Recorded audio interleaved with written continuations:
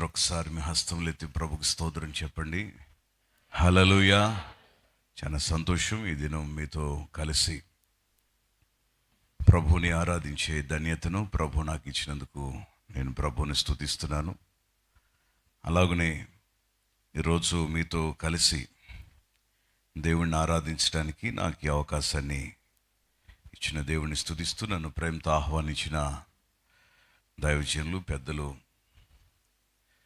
సజ్జా ప్రసాదరావు గారికి, కుటుంబ సభ్యులకు, సంఘ బిడ్డలకు, కూడి వచ్చిన యవన బిడ్డలందరికీ కూడా మన ప్రభు అయిన యేసుక్రీస్తు నామములో అందరికీ శుభాభివందనాలు తెలియజేస్తున్నాను. అందరికి వందనాలండి, అందరికి వందనాలు. చాలా సంతోషం. నాకు ఇవ్వబడిన అంశం, నాకు ఇవ్వబడిన సమయంలో సమయానుకూలంగా దేవుని వాక్యాన్ని మీకు అందిస్తాను. బైబిల్ గ్రంథం ఉన్న వారందరూ కూడా తరచి దేవుని వాక్యాన్ని చూడాలని మనం చేస్తున్నాను. యోహోను రాసిన మొదటి పత్రిక 2వ అధ్యాయము 13-14 వచనాలు నేను చదువుతున్నాను. బైబిల్ ఉన్న వారు తరచి చూడండి.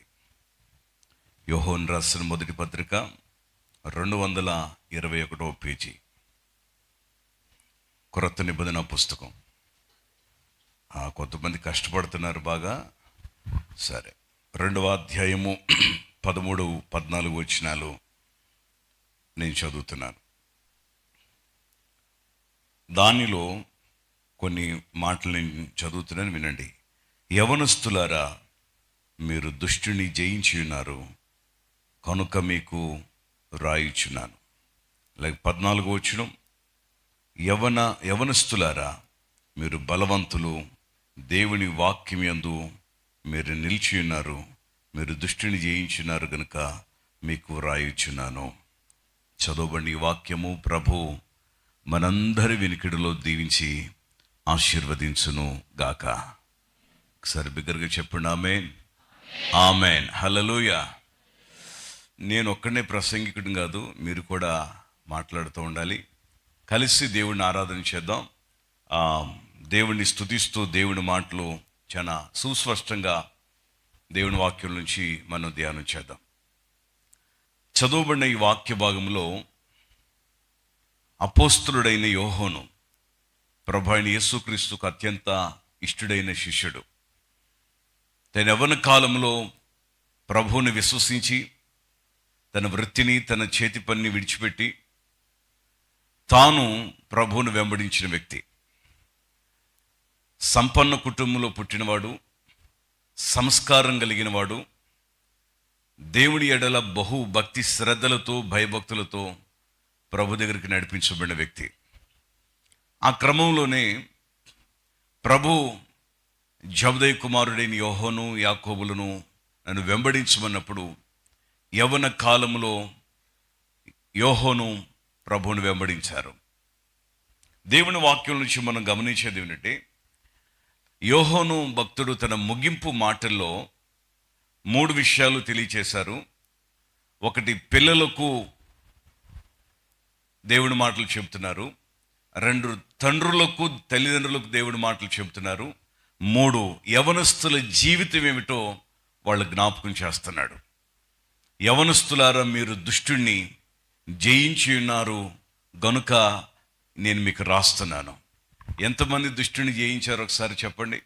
మీ కుడి హస్తం ఎత్తి నేను దుష్టుని జయించాను అని చెప్పండి. హలో, ఇది జయించలేదా? జయించే పనిలో ఉన్నామా? రైట్. దుష్టుణ్ణి జయించడం అంటే ఏమిటి? దేవుని వాక్యంలో నుంచి దుష్టుణ్ణి ఎలా జయించగలుగుతాం? దుష్టుణ్ణి జయించాలి అంటే ఈ లోకంలో ఉన్న అపవాది, ఈ లోకంలో ఉన్న అంధకార శక్తులు, ఈ లోకంలో పాస్టర్ గారు మనకి ఎక్స్ప్లెయిన్ చేసి చూపించారు. అది మన చుట్టూ తిరుగుతూ నెమ్మది లేకుండా, సమాధానం లేకుండా, విశ్వాస జీవితాన్ని పాడు చేస్తూ, యవ్వన జీవితాన్ని పాడు చేస్తూ, కన్యత్వాలను పాడు చేస్తూ, పరిశుద్ధ జీవితాన్ని పాడు చేస్తూ, నమ్మకత్వాన్ని పాడు చేస్తూ, ఇటు చదువుకు, అటు తల్లిదండ్రులకు, ఇటు ఆత్మీయతకు దూరం చేస్తున్న అపవాదిని ఎలా జయించాలి మనం? ఆ జయించే పనిలోనే ఇప్పుడు మనం ఉన్నాము. ఎప్పుడైతే దాన్ని జయించావో నువ్వు అదికి మించి ముందుకు వెళతావు. నువ్వు అనుకున్న దానికంటే గొప్పగా నువ్వు సాధిస్తావు. స్తోత్రం కలుగును గాక. హల్లెలూయా. ఉన్నతమైన విద్య అభ్యసించాలన్నా, ఉన్నతమైన చదువులు చదివి ఉన్నతమైన ఇతర దేశాలకు వెళ్ళి దేవుని పిల్లరా జాబ్స్ చేయాలన్నా, ఇంకా నీకు చెప్పాలి అంటే దేవుని సంకల్పాన్ని బట్టి, ప్రభు పిలుపుని బట్టి దైవ సేవ చేయాలన్నా, అంత మాత్రమే కాకుండా దైవ ఆలోచనల ప్రకారం నువ్వు నడవాలన్నా కూడా దుష్టుని నువ్వు జయించాలి. ఎలా జయిస్తాం మనం?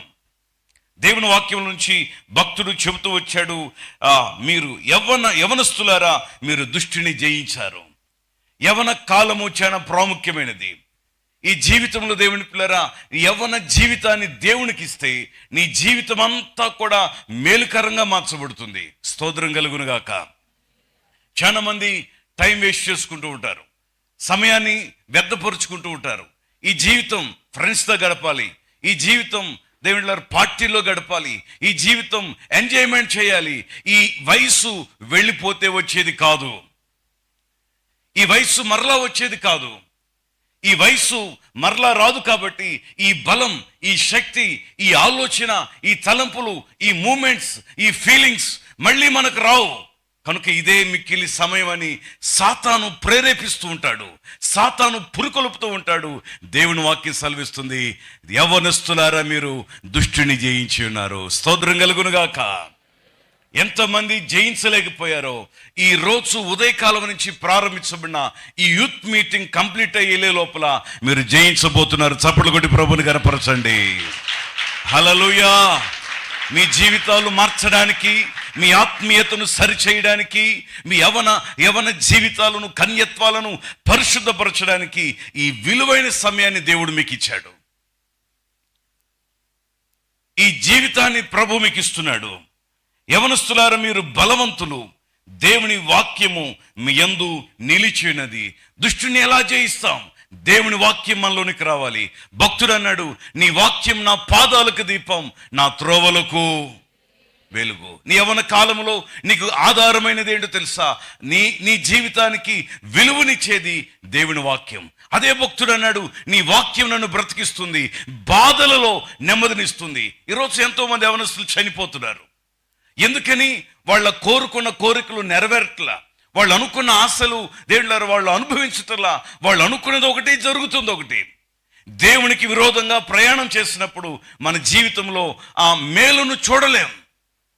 యవన జీవితంలో దుష్టుని జయించాలి అంటే ఈ వాక్యం నీ జీవితంలో ఉండాలి. కొంతమంది చర్చికి వచ్చినా ఫోన్స్ వాడుతూనే ఉంటారు, చర్చికి వచ్చినా మొబైల్ ఆఫ్ చేయరు, ప్రార్థనా కోటాల్లో కూర్చున్నా పబ్జీ ఆడుతూనే ఉంటారు. దేవుని పిల్లరా, దేవుని మందిరంలో కూర్చున్నా వీడియో కాల్స్, వాట్సాప్ కాల్స్, మెసేజ్లు చేస్తూ ఉంటారు. ఈ విలువైన సమయం దేవునికి ఇవ్వవలసింది లోకంలో గడుపుతూ ఉంటారు. ఎందుకు ఇక్కడ ఉన్నామో కూడా అర్థం కాని పరిస్థితి కొంతమందికి. ఇది బాగుపడే సమయం, మేలు పొందే సమయం, ఆత్మీయతలో పురుకొల్పబడే సమయం. యవన కాలంలో యెహోషువ మోషే చేతి కిందకు వచ్చాడు. మోషే 30 లక్షల మందికి నాయకుడయ్యాడు. 6 లక్షల మంది కాల్బలంలో 12 గోత్రాల్లో ఉన్న అనేక మంది యవనస్తులు ఉన్నారు. కానీ ఒక నమ్మకస్తుడని యెహోషువను దేవుడు బయటికి తీసుకొచ్చాడు. చప్పలు కొట్టి ప్రభుని గణపరచండి. దేవుని బిడ్డలారా, దేవుని కన్నులు లోకమంతా చూస్తున్నాయి.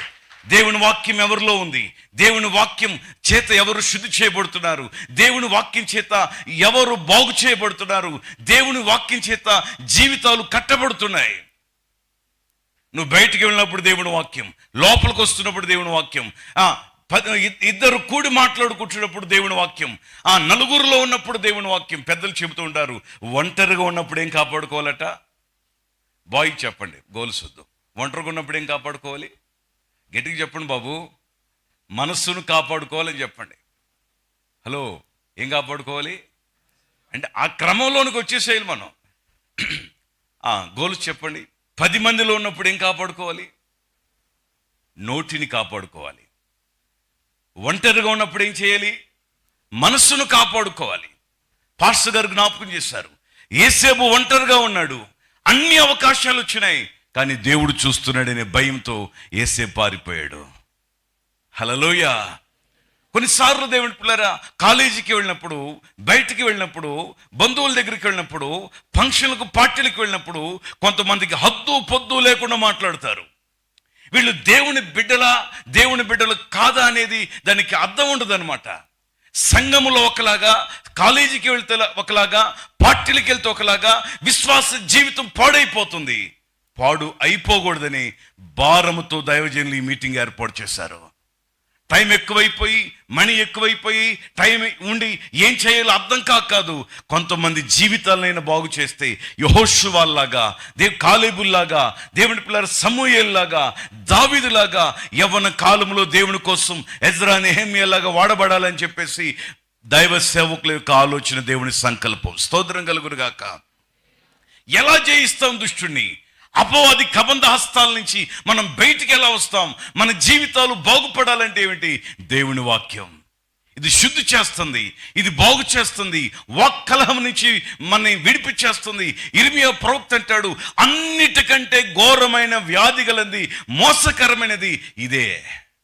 చెప్పండి. మమ్మీ చెప్పింది వెళ్ళేటప్పుడు, అమ్మ జాగ్రత్త, పెందలగాడు వచ్చాయి. సరే మమ్మీ అంటాం.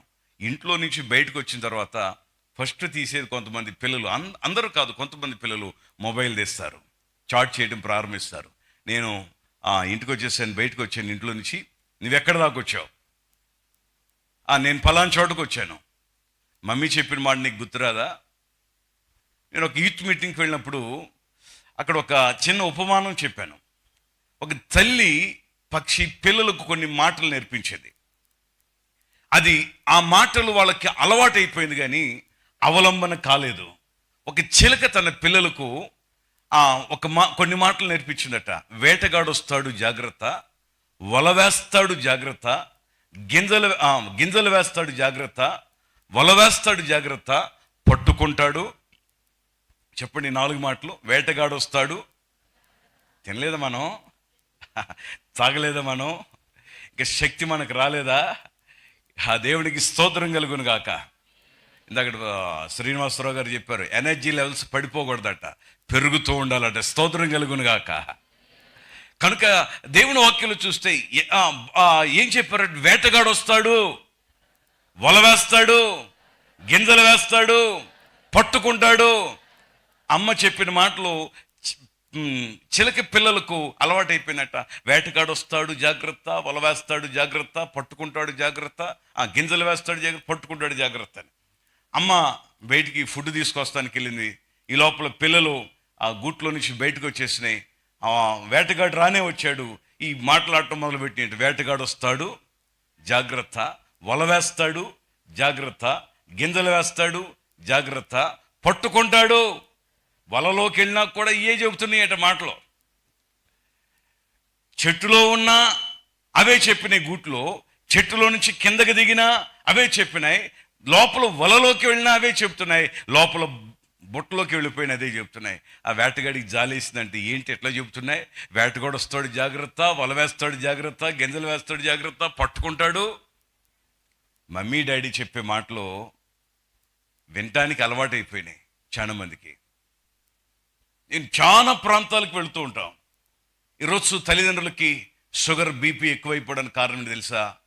ఎంతో ఆశలతో కని పెంచి పెద్ద చేసిన పిల్లల వల్లే. మీ ప్రవర్తనలో మార్పు. చిన్నప్పుడు అమ్మ ఎక్కడుందా అని వెతుక్కుంటూ వెళ్ళిపోయేదానివి, నాన్న ఎక్కడున్నాడా అని వెతుక్కుంటూ వెళ్ళిపోయేవాడివి.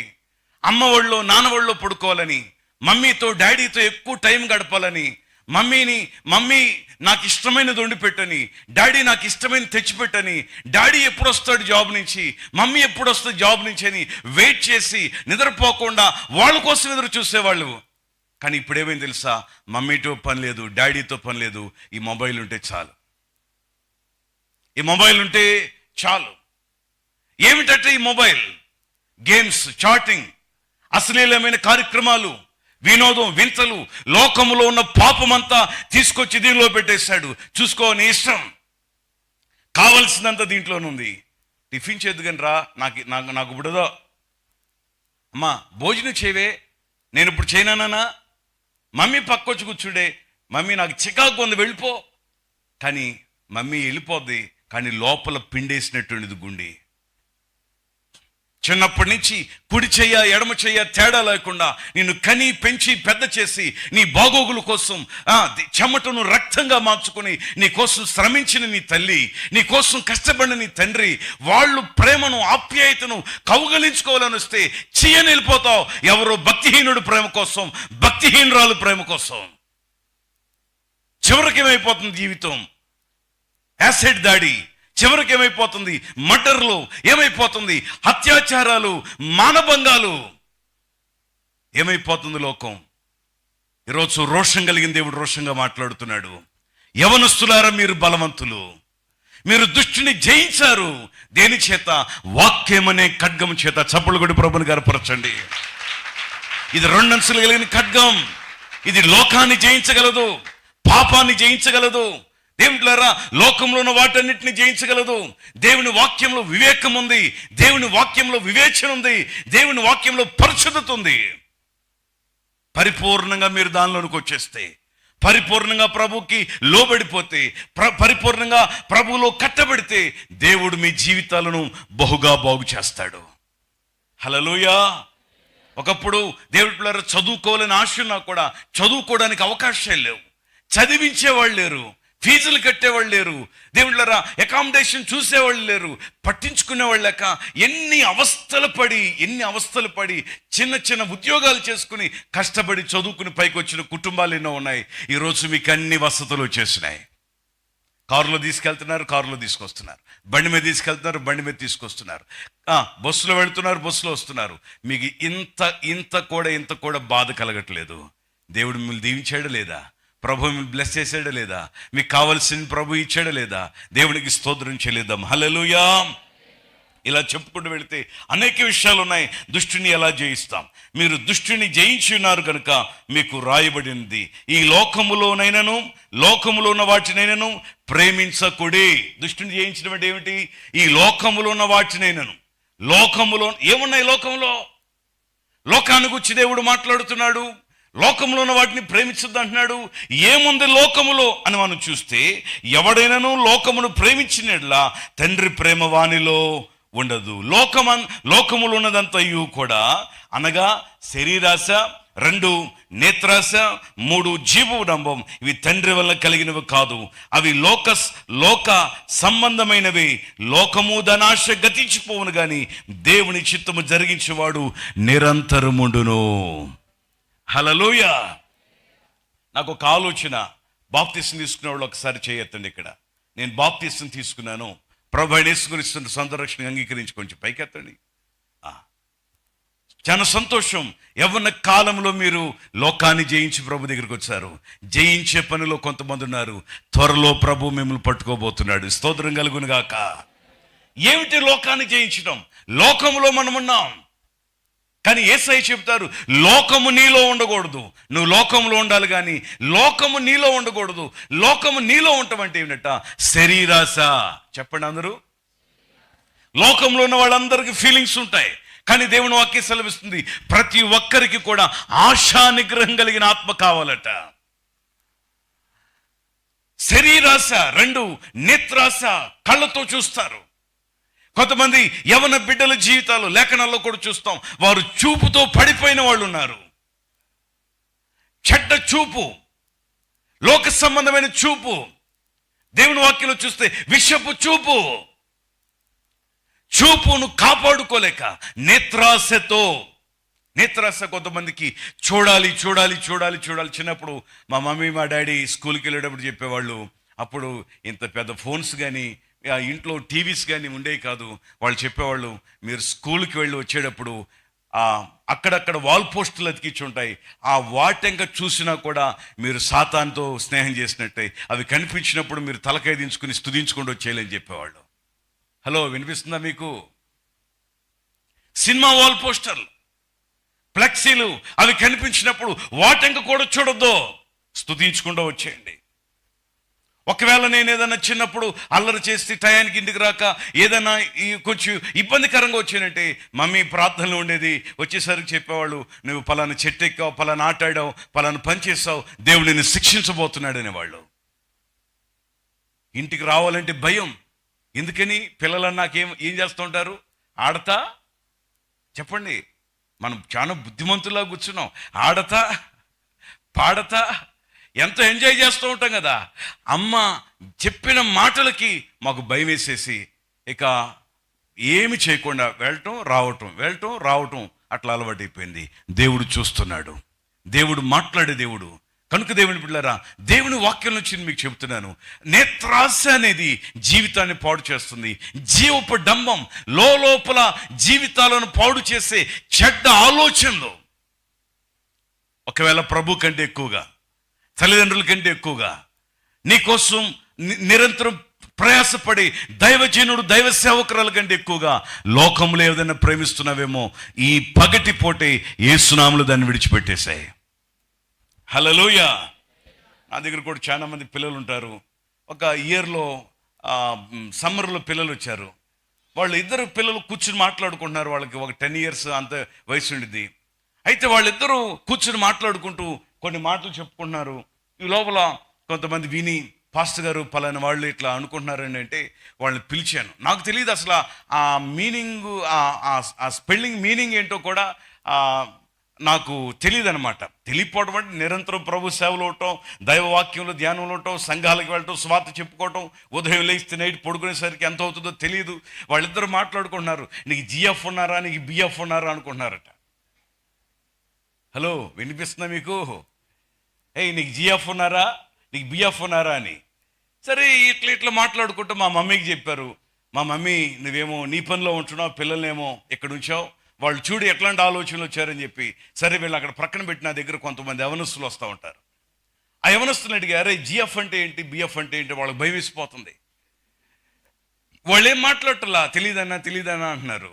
సరే మీరు కూడా పక్క వెళ్ళిపోండి. ఆ ఇద్దరిని పిలిచి అడిగి, ఏంట్రా జిఎఫ్ అంటే ఏంట్రా అంటే గర్ల్ ఫ్రెండ్ అంటున్నాడు, బిఎఫ్ అంటే ఏంటంటే బాయ్ ఫ్రెండ్ అంటున్నారు. భలే షార్ట్లు తీసుకొచ్చేసారే. వాళ్ళ వయసు 10 ఏళ్ళు. నాకు బాగా బాధ అనిపించింది.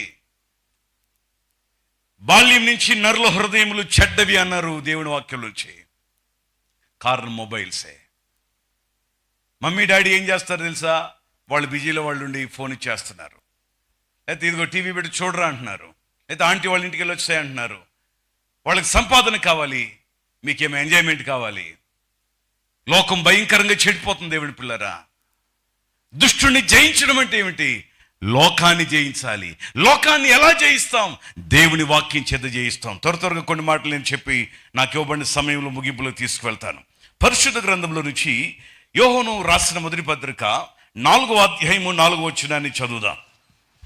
చిన్నపిల్లలారా, మీరు దేవుని సంబంధులు, మీలో ఉన్నవాడు లోకములో ఉన్నవాడిని కంటే గొప్పవాడు, గనుక మీరు వారిని జయించి ఉన్నారు. స్తోత్రం కలుగును గాక.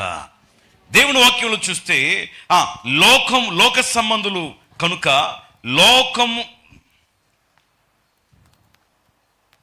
మీరు దేవుని సంబంధులు కనుక మీలో ఉన్నవాడు లోకములో ఉన్నవాని కంటే గొప్పవాడు. మనలో ఉన్నవాడట లోకములో ఉన్నవాని కంటే గొప్పవాడు. స్తోత్రం కలుగును గాక. ఇప్పటివరకు ఎంత చక్కటి పాటలు పాడాం. ఆ గొప్ప దేవుణ్ణి మనం వదిలిపెట్టకూడదు. ఎప్పుడైతే ప్రభు అయిన యేసుక్రీస్తు వారు మన జీవితంలోకి వచ్చేసారో అపవాదిని మనం జయించగలుగుతాం. స్తోత్రం కలుగును గాక. హల్లెలూయా. సరే, వాక్య భాగంలో నుంచి మనం కొన్ని విషయాలు ధ్యానం చేయొచ్చు. పార్ట్ 1లో మనం చూస్తే దేవునికి లోబడినప్పుడు దుష్టుణ్ణి జయించగలం. దుష్టుని ఎలా జయించగలుగుతాం? దేవునికి లోబడినప్పుడు జయించగలుగుతాం. పరిశుద్ధ గ్రంథంలో నుంచి యాకోబు రాసిన లేఖ 4వ అధ్యాయము 7వ వచనాన్ని చదువుదాం. 217వ పేజీ, యాకోబు రాసిన లేఖ 4వ అధ్యాయం 7వ వచనం. కాబట్టి దేవునికి లోబడి ఉండుడి, అపవాదిని ఎదురించుడి,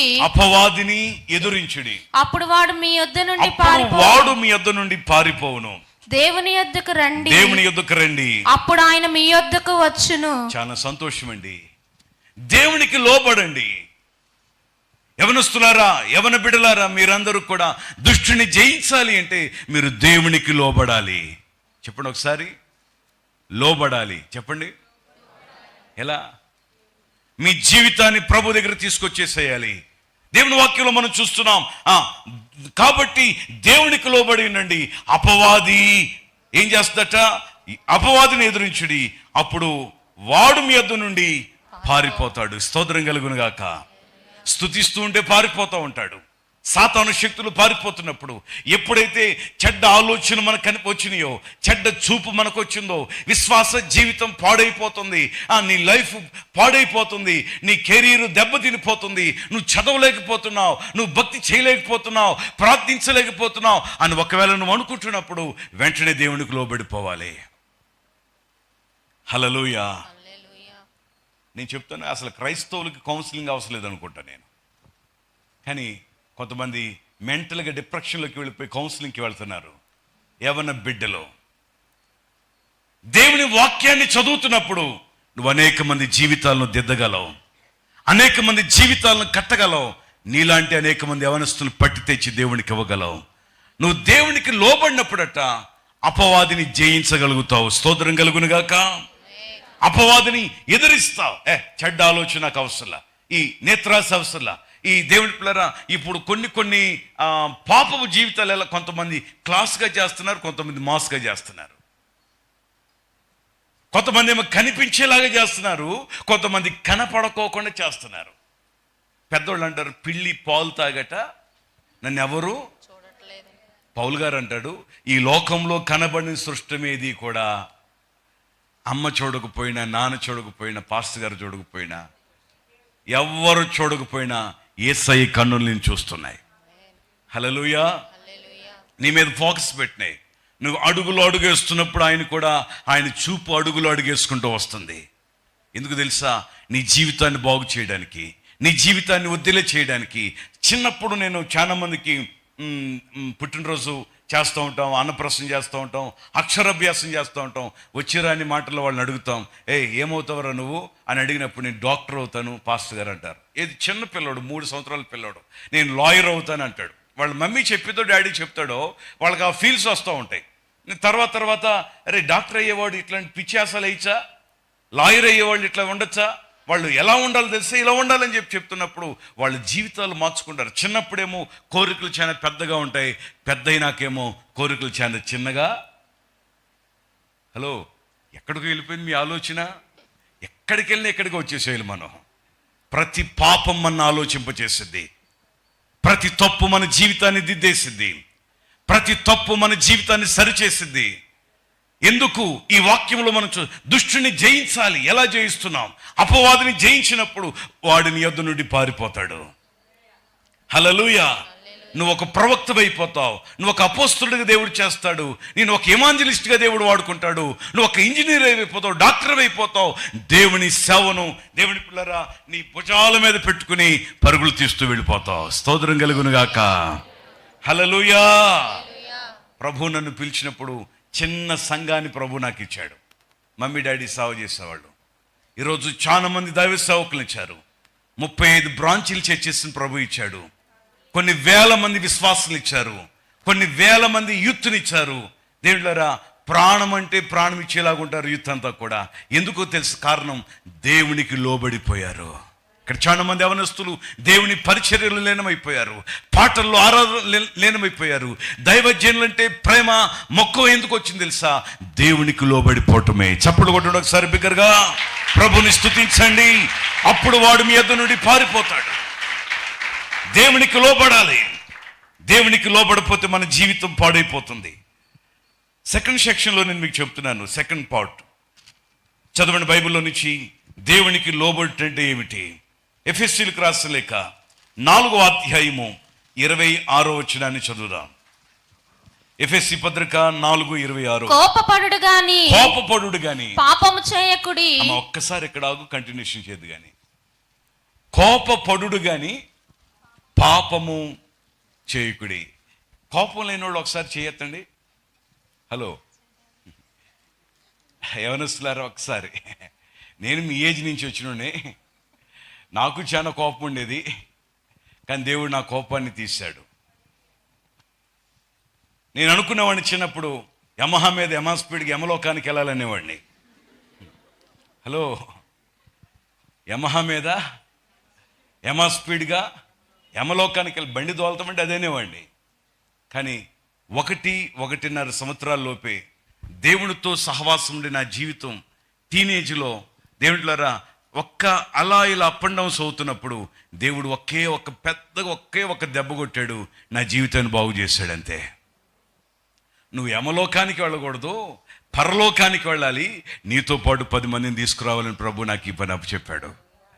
నా జీవితంలో మా మమ్మీ డాడీకి చెప్పేవాడిని, ఏదైనా అవుతాను కానీ పాస్టర్ని మటుకు కాను అని చెప్పేవాడిని. ఏదైనా అవుతాను కానీ పాస్టర్ని మటుకు కాదు. బాగా కోపం వచ్చేది. ఎన్నో అదేమిట్లారా లోకానుసారంగా జీవించేవాళ్ళం. అంటే ప్రభు దగ్గరకు వచ్చినా కూడా కొన్నిసార్లు కోపాన్ని అణుచుకోలేకపోవటం. మా బండి ముందు వెళ్తున్నప్పుడు వెనకాల ఆరును కొడితే బండి ఆపి మరి వెళ్ళి కొట్టేవాళ్ళం.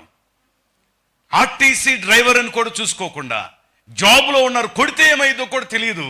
కేసులు అవుతాయా గొడవలు అవుతాయి అనేవాళ్ళు. మేము వెళ్తే వాళ్ళు భయపడిపోయేవాళ్ళు. ముందు బాబు చూడలేదులే, వెళ్ళిపోండి. ఆటో వాళ్ళని కొట్టేవాళ్ళం, డ్రైవర్ ఆర్టీసీ బస్సుల మీదకి వెళ్ళేవాళ్ళం, హైటెక్ బస్సులు ఆపేసేవాళ్ళం.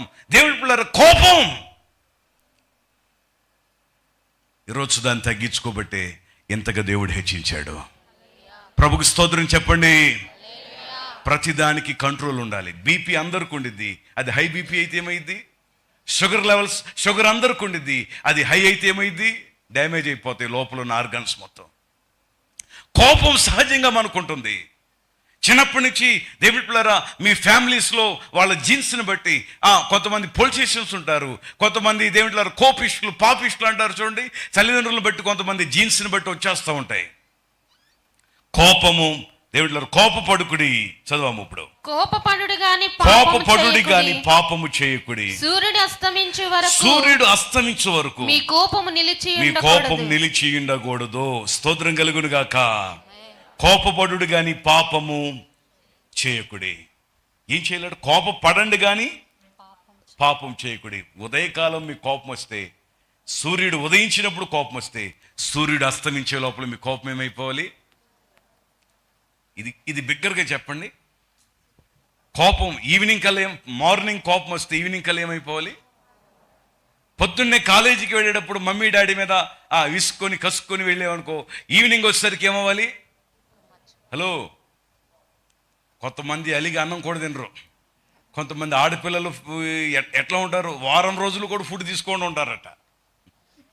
మీలో అలాంటి మొండి ఖాతాలు ఏమైనా ఉంటే ఉండొచ్చేమో. ఏమి తినుకోకుండా, పాస్టర్ గారు మా పాప అసలు ఏమి తినట్లేదండి. ఏం తినకుండా ఎట్ట బతికిద్దమ్మా? కాలేజీకి వెళ్ళి ఫుల్గా తినేస్తుందేమో. మా పాప సంగతి మీకు తెలియదు. ఒట్టి మొండిదండి. తినను అంటే తిందండి, తాగను అంటే తాగడండి, రాను అంటే రానండి. మొండిదండి. ఈరోజు ఒకవేళ నీ కోపం అతిగా ఉందేమో, నీ కోపం ఇంట్లో వస్తువులు పగలగొట్టేస్తుందేమో, నీ కోపం అమ్మా నాన్న చెంపలు పగలగొడుతున్నామో, నీ కోపం నీ తలను పగలగొడుతుందేమో, నీ కోపం ఇతరుల మీద దౌర్జన్యంలాగా చేస్తుందేమో, నీ కోపం దేవునిలో కక్షగా మారిపోతుందేమో.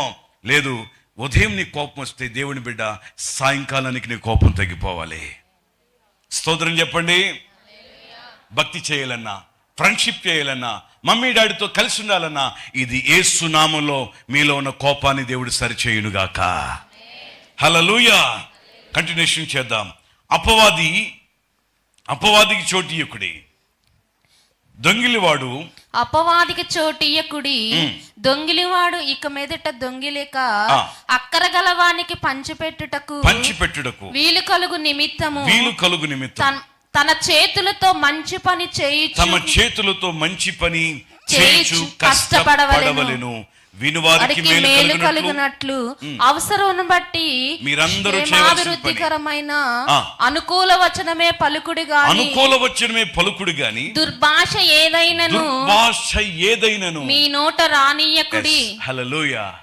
ఎంతమంది దుర్భాషలు మాట్లాడట్లేదు, నా నోట వ్యర్థమైన వచనాలు పలకట్లేదు.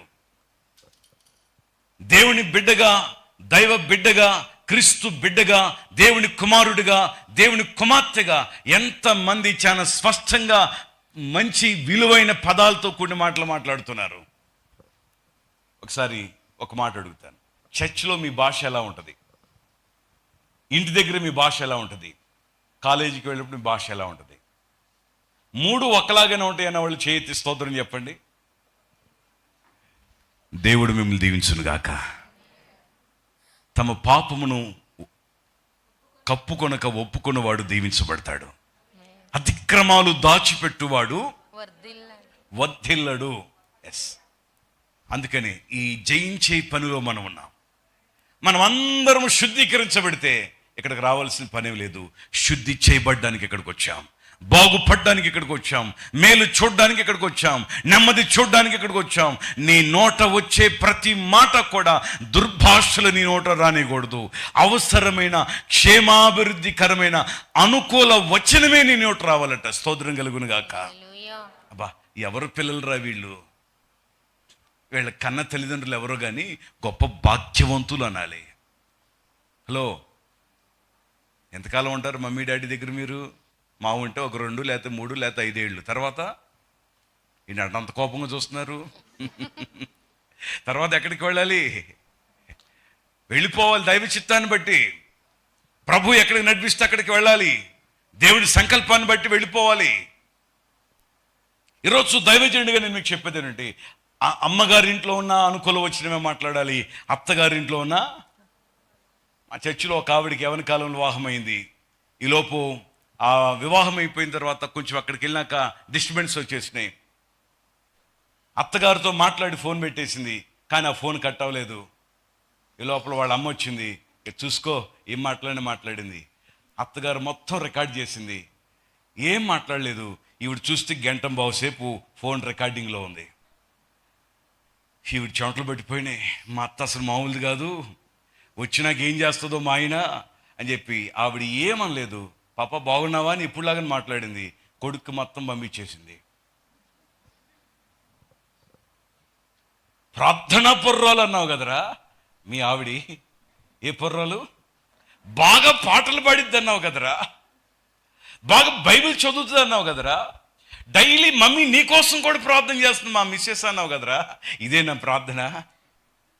హలో, మీరు మాట్లాడే మాటలకి మిమ్మల్ని ఎవరో తిట్టరో, మిమ్మల్ని పెంచిన తల్లిదండ్రుల్ని, మీరు వెళ్ళిన సహవాసంలోంచి వెళ్ళిన సేవకులను అంటారు. మీరు కానీ కీర్తి తెచ్చారనుకో, అబ్బా ప్రసాదయ్య గారు అంత గొప్పవాళ్ళు విజయవాడ పట్టణంలో లేరు అంటారు. స్తోత్రం కలుగునుగాక. సంతోషంగా చెప్పండి. వెతుక్కుంటా మళ్ళీ వస్తారు. కాబట్టి ముగింపులోకి నేను తీసుకొస్తున్నాను. దేవుడి పిల్లలు, 1, దుష్టుని మనము జయించాలి. దుష్టుని ఎలా జయిస్తాం? దేవునికి లోబడితే దుష్టుని జయిస్తాం. 2వది, దేవునికి లోబడటం అంటే ఏమిటో కూడా మనం తెలుసుకున్నాం. 3 ముగింపులోకి తీసుకొస్తున్నాను. పేతురు రాసిన మొదటి లేఖ, సమయం లేదు కాబట్టి క్లుప్తంగా ముగించేస్తున్నాను.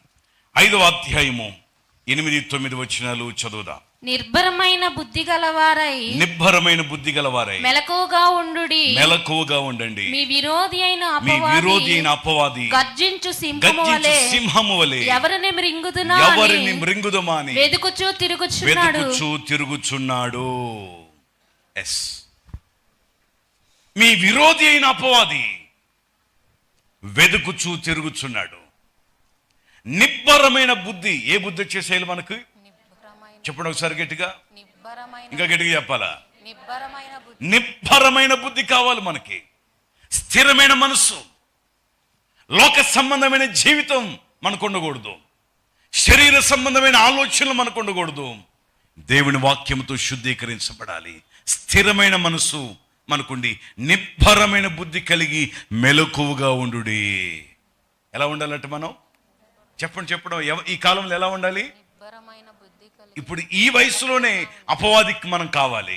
ఈ వయసులోనే యేసయ్యకి మనం కావాలి. యేసయ్యకి మనం కావాలి, అపవాదికి కావాలి. ఒకసారి మీరే చెప్పాలి గట్టిగా, ఇంకా గట్టిగా, ఇంకా గట్టిగా. మీ జీవితం ఎవరికి ఇస్తారు? గట్టిగా చప్పుడు కొట్టి ప్రభుని కనపరచండి. హల్లెలూయా. మెలకువగా ఉండుడి. మీ విరోధి అయిన అపవాది గర్జించు సింహము వలె. ఎలా వస్తున్నాడు? గర్జించు సింహము వలె ఎవరిని మృంగుదమని ఇంటింట తిరుగుతున్నాడు. వాడు ఫోకస్ అంతా యూత్ మీద పెట్టాడు. వాళ్ళ జీవితాలను పాడు చేసేస్తున్నాడు. ఈ మధ్య కాలంలోనే ఇక్కడ ఉప్పులూరు దగ్గర ఒక ట్రైన్ యాక్సిడెంట్ అయింది. ఉప్పులూరు దగ్గరలోనే ఒక యాక్సిడెంట్ అయిందనమాట. ఇది ఒకళ్ళు స్టేటస్ పెట్టారు. ఒక యవనస్తుడు వాళ్ళ స్నేహితుడు చనిపోయాడని.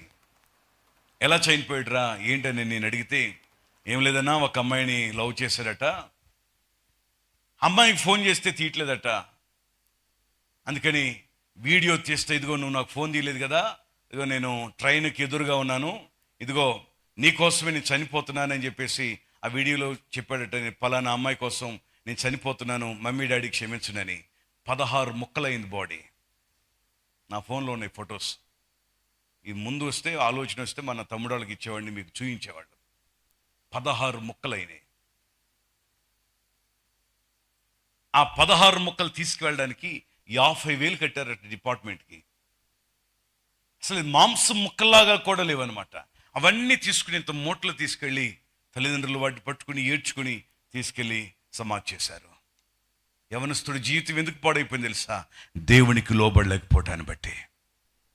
ఎవరో పరాయి వ్యక్తి కోసం, ఎవరో పరాయి పురుషుడు కోసం, ఎవరో పరాయి స్త్రీ కోసం చిన్నప్పటి నుంచి కని పెంచి పెద్ద చేసిన తల్లిదండ్రుల ప్రేమ కంటే మోసగాడి ప్రేమలాగా వేటగాడు వస్తాడు జాగ్రత్త, వల వేస్తాడు జాగ్రత్త, గింజలు వేస్తాడు జాగ్రత్త, పట్టుకుంటాడు జాగ్రత్త అని పాఠం అలవాటైపోయింది, కానీ జీవితానికి అవలంబన కాలేదు. తల్లిదండ్రులు కన్నీరు మున్నీరైపోతున్నారు. కొంతమంది పిల్లలు చనిపోతే అమ్మా నాన్న పేషెంట్లు అయిపోతారు, సైక్రాట్రీ పేషెంట్లు అయిపోతారు, మానసిక వేదనలోకి వెళ్ళిపోతారు, పిచ్చోళ్ళకి తిరుగుతుంటారు. దేవునికి లోబడండి. కొంతమంది డ్రగ్స్కి అలవాటు చేస్తుంది, కొంతమంది వ్యభిచారం, కొంతమంది తాగుడు, కొంతమంది దేవుని పిల్లలు లోక సంబంధమైన గేమ్స్, బెట్టింగ్స్. దేవునికి లోబడండి, అపవాదిని జయించండి. స్తోత్రం కలుగును గాక.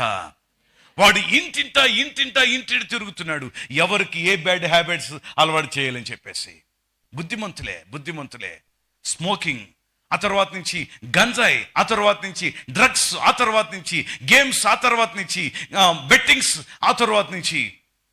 మా బాబు చెబుతున్నాడు, వాళ్ళ డాడీ అట ఇంటికి స్లాప్ వేయడానికి 9 lakhs 8 లక్షలన్నర ఇచ్చాడట డబ్బులు, లోపల బెటరా అని. 8 లక్షలన్నర వాళ్ళ కొడుకు ఇచ్చాడట. నేను ఎట్లనో కష్టపడలేకపోతున్నాను, డాడీకి ఇవ్వలేకపోతున్నాను, ఈ 8 లక్షలు పెట్టి, నేను 8 లక్షలన్నర పెట్టి ఎలక్షన్ జరిగినాయి కదా ఆంధ్రాలో, నేను బెట్టింగ్ కడదామని చెప్పేసి ఒక సీఎం మీద బెట్టింగ్ కట్టాడట, ఫలానా అభ్యర్థి సీఎంగా గెలుస్తారని చెప్పి. ఇటు 8 లక్షలు నాకు వస్తాయి, అటు ఆయనకి అవి కూడా నాకే వస్తాయి, ఈ రెండు కలిపి డాడీకి 17 లక్షలు ఇద్దాం అనుకున్నాడట. తెర చూస్తే ఆయన ఫెయిల్ అయిపోయాడు. డాడీకి ఏం చెప్పాలో అర్థం కాల, సూసైడ్ చేసుకుని ఉరివేసుకుని చచ్చిపోయాడు. డాడీ, నువ్వు ఇచ్చిన డబ్బులు నేను దాయలేకపోయాను, నా వ్యసనాలకు ఖర్చు అయింది, నేను కష్టపడలేక నేను ఈజీ మనీ నీకు ఎలాగైనా తీసుకు 1 dayలో నీకు అప్పచెప్దాం అనుకున్నాను, కానీ నేను ఏం చేయలేకపోతున్నాను, భయంతో చనిపోతున్నాను, క్షమించు అన్నాడట. బెట్టింగ్స్ చాలా మంది జీవితాలు పాడు చేస్తుంది. జాగ్రత్త సుమా, యవ్వన జీవితం చాలా స్వల్పమైనది. ఒకే ఒక్క నిమిషం, ఒకే ఒక్క దేవుట్లారా, ఒకే ఒక్క దినం నీ కాలు జారిపోతే 70-80 ఏళ్ళు జీవితం వెనక్కిట్లా చూసినా కూడా ఉపయోగం లేదు. 18 సంవత్సరాలు నువ్వు కష్టపడ్డావంటే చదువులో, దేవుడు నిన్ను దీవిస్తాడు. 50 సంవత్సరాలు వెనక్కి తిరిగి చూడుకోకుండా నీ జీవితం సంతోషంగా వెళ్ళిపోద్ది. ఈ 18 ఏళ్ళు సుమారు 20+ దాకా 25 దాకా కూడా నీ ఇష్టానుసారంగా బ్రతికేవంటే నీ భవిష్యత్ కాలం అంతా కూడా కష్టాలు కష్టాలు కష్టాలు. ఇప్పుడు పాస్టర్ గారు అప్పుల కోసం ప్రార్థన చేయండి, పాస్టర్ గారు కుటుంబ సమస్యల కోసం ప్రార్థన చేయండి, పాస్టర్ గారు నా జీవితంలో నెమ్మది లేదండి అంటాం. అదే నువ్వు కష్టపడి చదువుకుని పైకొచ్చి దేవుడికి నమ్మకం ఉంటే నీవు దీవించబడటమే కాదు, అనేక మందికి దీవెనకరంగా ఉంటావు. దేవునికి స్తోత్రం కలుగునుగాక. హల్లెలూయా. వాడు గర్జించు సింహములాగా ఇంటింట తిరుగుతున్నాడట. నేను దేవునికి లోబడతాను అన్నవాళ్ళు గట్టిగా చేతులెత్తి స్తోత్రం చెప్పండి. కళ్ళు మూసుకునండి, ప్రార్థన చేద్దాం. ప్రార్థనలో ఉందాం. స్తుతించాలి, కొద్దిసేపు స్తుతించాలి. Glory to God. హల్లెలూయా. రీభదల రకందర వాసి. హల్లెలూయా. ప్రియ చెల్లి, తమ్ముడు, అక్క, అన్నయ్య, ఈరోజు నా యేసు నీతో మాట్లాడాడు. దుష్టుని ఎలా జయిస్తావు? వాక్యంతో జయిస్తావు. దేవునికి లోబడుట ద్వారా జయిస్తావు. దుష్టుని ఎలా జయిస్తావు? దేవునికి విశ్వాసంతో నీ యవ్వన జీవితాన్ని ఇచ్చి బాప్తిసం పొంది దేవునికి లోబట్టు ద్వారా నువ్వు దుష్టుని జయిస్తావు. ఇంకెంతకాలం లోకంలో ఉంటావు? ఇంకెంతకాలం పాపంలో ఉంటావు? ఇంకెంతకాలం స్నేహం? ఒకంత నోరు తెరిచి ప్రార్థించమని అడుగుతున్న చెల్లెమ్మ. తమ్ముడు, నువ్వు నోరు తెరిచి ప్రార్థించే. నీకోసం దేవుడు మంచి భవిష్యత్తు దాశాడు. ఇంతకాలం ఒకవేళ నీ జీవితంలో అప్ అండ్ డౌన్స్ వచ్చినాయేమో, వాటిని ప్రభు సరి చేయబోతున్నాడు. అడుగుదామా దేవుణ్ణి? కోరుకుందామా ప్రభుని? నీకోసం నా కోసం సొగసు స్వరూపం లేకుండా మన యేసయ్య తలకు ముళ్ళ కిరీటం పెట్టబడింది. మన తలంపులతో చేసిన పాపములకు యేసయ్య తలకు ముళ్ళ కిరీటం పెట్టబడింది. అవును, మన దేహముతో చేసిన పాపములకు ఆయన శరీరం అంట నాగల చాలవలే దున్నబడుతుంది. నీ చేతులతో చేసిన పాపములకు ఆయన చేతులకు మేకులు కొట్టబడ్డాయి. పాపం కోసం పరుగులు తీసావే, అబద్ధాలు చెప్పి పరిగెత్తావే, మోసం చేసి పరిగెత్తావే, సాకులు చెప్పి సోది చెప్పి పరిగెత్తుకుంటూ వెళ్ళిన నీ పాదములకు ఆయన పాదాలకు మేకులు కొట్టబడ్డాయి. సొగసైన స్వరూపం లేకుండా పోయింది. మరలా ప్రభుని గాయాలు వెళ్ళిపెట్టి చూడొద్దు. యేసయ్యకి చెప్పు, ప్రభా నా కోసం నువ్వు ప్రాణం పెట్టావు కనుక నీ కోసం నేను జీవిస్తానయ్యా. అడగండి, ఒక్క నిమిషం ప్రార్థన చేయండి. నా కోసం నువ్వు ప్రార్థన చేయ, నా కోసం నువ్వు ప్రాణం పెట్టావు కనుక నీ కోసం నేను నా జీవితాన్ని అప్పగిస్తున్నాను. ప్రార్థించండి. పశ్చాత్తాపంతో ప్రార్థన చేయండి. సెకండ్ సెక్షన్స్ దేవుడు దీవించాడు. తరువాత ఆ వినబోతున్న వర్తమానాల ద్వారా కూడా ప్రభు మన బలపరచబోతున్నాడు. అడగండి దేవుణ్ణి, యేసయ్య నా కన్యత్వాన్ని పాడు చేసుకున్నానా? ఎంతోమంది యవన బిడ్డలు కన్యత్వాలు పాడైపోయినాయి, పరిశుద్ధత పాడైపోయింది, రాజ్యాలు కూలిపోయినాయి, కుటుంబాలు మొక్కచెక్కలైపోయినాయి, ఆత్మీయత చెదిరిపోయింది, వారి జీవితాలు అధోగతి పాలైపోయింది. నా మంచి యేసయ్యనికి స్తోత్రాలు చెల్లిస్తున్నా. యవన కాలంలో ఉన్న చెల్లెలకు తమ్ముళ్లకు ఉపదేశాన్ని అందించడానికి అల్పుడైన నన్ను ఇక్కడ తీసుకొచ్చావు. బలహీన నన్ను నిలబెట్టుకుని బలపరిచి క్షేమము నెమ్మదినిచ్చావు ప్రభువా. అందము మోసకరము సౌందర్యం వ్యర్థమని చెబుతున్నావు. శరీరాస నేత్రాస జీవోడంబం ఈ లోకము నుండి పుట్టినవే, ప్రభు నుండి పుట్టినవి కాదంటున్నావు. అవును ప్రభా, వయసులో ఉన్నప్పుడు, అందంగా ఉన్నప్పుడు, ఆరోగ్యంగా ఉన్నప్పుడు అందరూ ప్రేమిస్తారు. అందహీనంగా అయిపోతే మా ఇంకెవరు చూడరు ప్రభా. మేము దుష్టుని జయించాలి, నీ వాక్యం ద్వారా జయిస్తాం ప్రభా.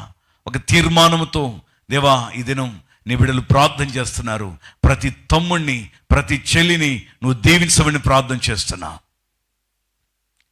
కాలేజెస్, స్కూల్స్ ఓపెనింగ్ చేశారు, జాబ్స్కి వెళుతున్నారు. వాళ్ళు ఏ ఉద్దేశంతోనైతే చదువులో అడుగు పెట్టుతున్నారో ఈ 2024లో వారిని బ్లెస్ చేయమని ప్రార్థన చేస్తున్నా. వారి ఆత్మీయతను బాగు చేయమని ప్రార్థన చేస్తున్నాం. వాళ్ళ కుటుంబాలను కట్టమని ప్రార్థన చేస్తున్నాం. ఒకవేళ కుటుంబాల్లో నెమ్మదిలేక వారి పేరెంట్స్ విడిపోయి ఉంటే, ఒకవేళ పేరెంట్స్లో ప్రతిరోజు ఫైటింగ్ జరుగుతుంటే, ఒకవేళ కుటుంబాలు విభేదాలు ఉంటే, ఇప్పుడే ఈ సమయంలోనే ఆ కుటుంబాలను కట్టమని ప్రార్థిస్తున్నాం ప్రభా. ఏ తమ్ముడు జీవితం, చెల్లి జీవితం చెదిరిపోయిందో వారి జీవితాలను సరిచేసి ఆలోచింపచేసి ఒక మంచి ప్లాట్ఫామ్ మీదకి తీసుకురామని ప్రార్థన చేస్తున్నాం. ఆత్మీయతలో నడిపించమని ప్రార్థన చేస్తున్నాం. ఈ భారాన్ని వహిస్తున్న దైవ సేవకులకు, బృందానికి గొప్ప మేలు చేయమని, విత్తబడిన వాక్యం మంచి నేల మీద పడి మొలిచి ఫలించి అభివృద్ధి పొంది ఒక గొప్ప సాక్ష్యాలు రాబోతున్న కాలంలో విన్నట్లుగా సహాయం చేయమని యేసు నామమున అడుగుచున్నాను ప్రభు తండ్రి. ఆమేన్, ఆమేన్. ఈ అవకాశం ఇచ్చిన పాస్టర్ గారికి మరొకసారి నా హృదయపూర్వక వందనాలు. మీ అందరికీ నా వందనాలు తెలియచేస్తున్నాం. ప్రతిరోజు కూడా దుష్టుని జయించే పనిలోనే మీరు ఉండాలి. ఎందుకంటే మనకి పాస్టర్ గారు ముందే చూయించారు, వాడు చుట్టూ తిరుగుతున్నాడట. నా కళ్ళల్లో అదే మెదులుతుంది. మీ కళ్ళల్లో? సరే, సంతోషం. God bless you.